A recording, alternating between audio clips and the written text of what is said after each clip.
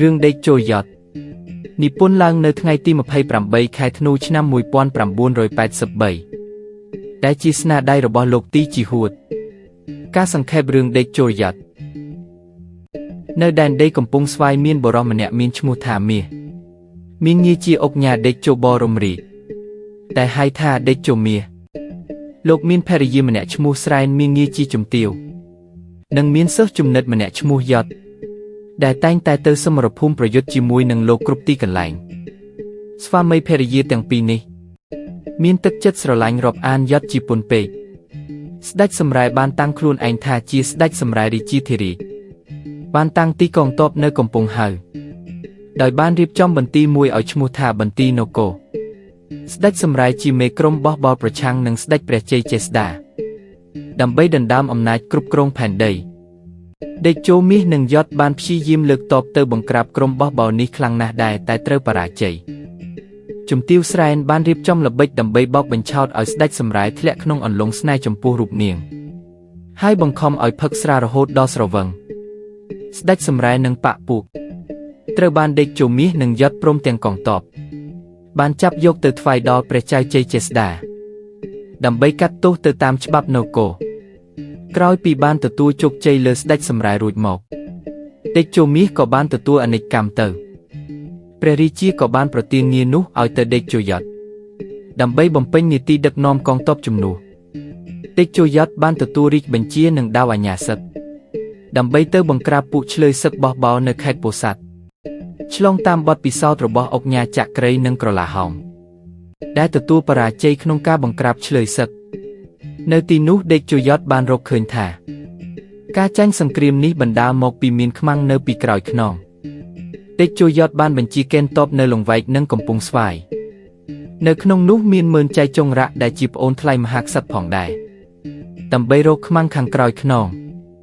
ដេកជោយ័តបានបញ្ជាឲ្យកងទ័ពកំណែនទាំងអស់អូសឫស្សីបញ្ច្រាស់ចុងសម្រាប់កសាងបន្ទាយបើអ្នកណាប្រឆាំងនឹងត្រូវសម្លាប់ចោលបកពួកម៉ឺនចៃចុងរៈមិនបានធ្វើតាមការបញ្ជានេះឡើយហើយថែមទាំងធ្វើតាមទំនឹងចិត្តរបស់ខ្លួនព្រោះសំអាងទៅលើបងស្រីដែលធ្លាប់ទទួលសំណូកនិងជាអ្នកម្នាងរបស់ព្រះមហាក្សត្រដោយអាងថាព្រះមហាក្សត្រនឹងជួយឲ្យរួចពីកំណែននេះទង្វើនេះត្រូវបានដេកជោយ័តរកឃើញថាម៉ឺនចៃចុងរៈនេះហើយជាខ្មាំងពីក្រោយខ្នងហើយក៏បានចាប់យកទៅសម្លាប់ទៅក្រោយពីបានទទួលដំណឹងថាប្អូនប្រុសស្លាប់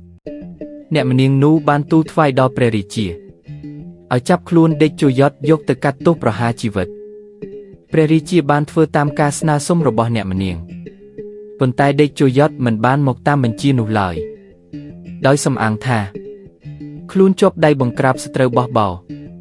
ចាំបង្ក្រាបសត្រូវរួចពេលណាខ្លួននឹងមកទទួលទោសដោយខ្លួនឯងដោយការទោសទូចសុំរបស់អ្នកម្នាងខ្លាំងពេក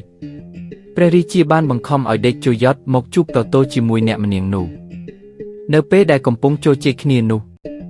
ដេកជោយ័តបានចោទប្រកាន់ថាអ្នកម្នាងជាខ្មាំងពីក្រោយខ្នងព្រោះបានរំខានខ្លួនពេលធ្វើសឹកជាមួយសត្រូវបើកឱកាសឲ្យសត្រូវវីលុកនិងទទួលសំណូកដើម្បីការពារបកពួកម៉ឺនចៃចុងរៈធ្វើឲ្យកងទ័ពបាក់ស្មារតីហើយក៏គប់កូនដាវសម្លាប់អ្នកម្នាងនោះតែម្ដងដេកជោយ័តប្រកាសជម្រាបមន្ត្រីទាំងនោះថាចាំបង្ក្រាបសត្រូវរួចខ្លួននឹងចូលមកទទួលទោសពីព្រះអង្គដោយខ្លួនឯងការបង្ក្រាបឆ្លើយសៀមបោះបោលបានសម្រេចជោគជ័យដេកជោយ័តបានឲ្យគេធ្វើឃ្នាងមួយសម្រាប់ដាក់ខ្លួនឯងរួចក៏ដើរចូលទៅទទួលទោសពីព្រះរាជាពីបទដែលខ្លួនបានសម្លាប់អ្នកម្នាងនោះព្រះរាជាមិនឲ្យចូលជួប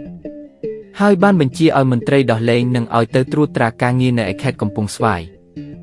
ដេកជោយ័តបានគូចចិត្តប៉ងប្រាថ្នាចង់យកជំទាវស្រែនមកធ្វើជាភរិយាតែមិនបានសម្រេចទេពីព្រោះជំទាវស្រែនបានគិតថាដេកជោយ័តជាជនជាតិភាគតិចហើយធ្លាប់ជាសិស្សរបស់ប្តីនាងពីមុនផងដែរដោយសង្កេតឃើញជំទាវរើសអើងស្នេហាប្រកាន់វណ្ណៈបែបនេះដេកជោយ័តបានប្រើល្បិចលួចយកឈើកាំជណ្ដើររបស់ផ្ទះជំទាវស្រែនយកមកឲ្យជាងដាប់ឆ្លាក់ជារូបព្រះពុទ្ធបដិមានិងរូបដេកជោមាសហើយប្រកាសធ្វើបុណ្យយ៉ាងធំដើម្បីបញ្ជូនកុសលទៅដល់គ្រូរបស់ខ្លួនជំទាវស្រែនបានទៅចូលរួមកម្មពិធីបុណ្យនេះ ហើយបានថ្វាយបង្គំព្រះពុទ្ធបដិមានិងរូបសំណាកដេកជោមាសដែលរូបសំណាកទាំងនេះជាកម្មជណ្ដើរដែលដេកជោយត់បានលួចពីផ្ទះរបស់ខ្លួនដេកជោយត់បានប្រាប់ការពិតដល់ជំទាវស្រែនថាជំទាវស្រែនថ្វាយបង្គំកម្មជណ្ដើរផ្ទះរបស់ខ្លួនឯងគ្រានោះជំទាវស្រែនបានយល់អត្ថន័យនៃទង្វើរបស់ដេកជោយត់ហើយក៏យល់ព្រមរៀបការជាមួយដេកជោយត់នាពេលនោះទៅ